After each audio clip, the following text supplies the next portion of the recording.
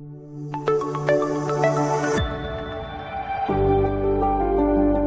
the city of Cholon in Eretz Yisrael, there's a wonderful kollel under the auspices of the great Rabbi Yitzchak Zilberstein Shlita, son-in-law of Rabbi Yashav Zecher Tzadik v'Kodesh L'Bracha. One day, a young boy about bar mitzvah age walks into the kollel and he asks to speak to the rabbi. They introduce the young man to the Rosh Kollel, and he proceeds to explain to the Rosh Kollel how he has a deep thirst and a desire to learn Torah. He explains to the Rosh Kollel how he's not from a religious family and his parents are not happy with what he wants to do. But please, he begs, please, can you set me up with someone to study Torah once a week? Of course, after he begins to learn with an Avrech once a week, goes to twice a week, 3 times a week, and he's doing great. But his father is not happy. His father would come searching for him and make chaos in the kollel, and things got a little difficult. The people in the kollel decided if they would ever see his father coming toward the kollel, they would immediately alert this young boy, and he would go and slip quietly out of the kollel, not to be caught. One day, the father suddenly appears on the bottom of the stairwell in the kollel with no time to alert the child that he should run. With no time, this little boy runs behind the paroiches to hide from his father. He looks down and he sees his feet are peeking out from beneath the paroiches. That would be a dead giveaway.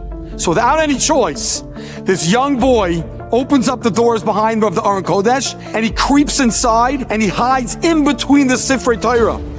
After a few minutes, the coast is clear, and the Kohen Galai tell him, you could come out. He emerges, but then the question arises, is that proper? Are we putting ourselves in a situation that's perhaps not proper? This boy's hiding in an Aron Kodesh amongst the Sifrei Torah? And they decided to pose the question to Rabbi Yitzchak Zilberstein, who in turn took the shaila to his father-in-law, Rabbi Yashav. When Rabbi Yashav heard this story, he began to cry and he said the following. He said, from now on, anyone in Chulon that comes that needs a salvation for anything, any Yeshua that they need, take them to that spot. Take them to the Aron Kodesh. Let them daven, say a kapitel tehillim, and the salvation will certainly come. For a young boy to sacrifice so much under such conditions, to give it all up for HaKadosh Baruch Hu, hiding amongst the Sifrei Torah, he created that spot to be Kodesh Kodashim, and from there will emanate the Yeshua. In life, many times, the Yetzer Hara, it lurks.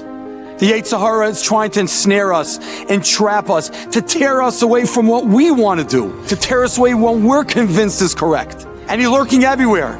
And we have opportunities to hide ourselves and to envelop ourselves in Kedusha, to save ourselves from the Yetzer Hara. Do you know what the Tikkunei Zohar tells us?